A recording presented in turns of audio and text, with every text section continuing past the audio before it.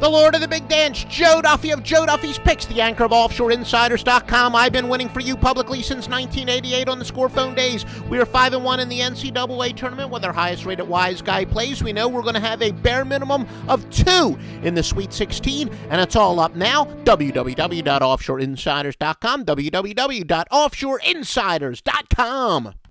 And now, let's take a look at some exclusive game previews from me, Joe Duffy, anchor of OffshoreInsiders.com. UCLA and Florida.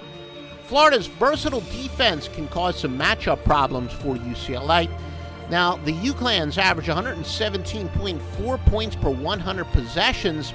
That's not that much more than Florida's 115.9, so UCLA may be a modest edge on offense, but the big edge here is on defense. Florida, second in the nation in adjusted defensive statistics. They allow just 88.9 points per 100 possessions, compared to 99 for UCLA.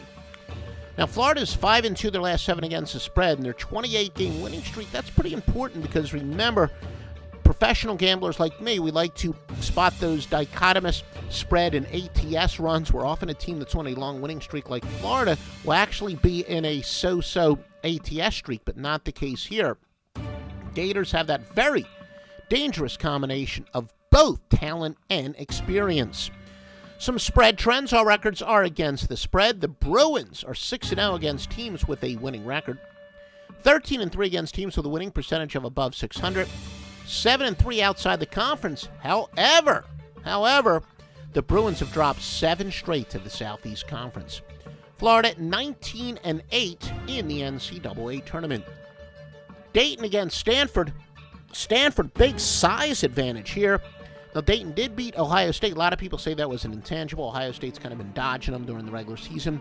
Then they beat an overrated Syracuse team, at least a lot of experts thought they were, that started out 25-0 but really struggled at the wrong time.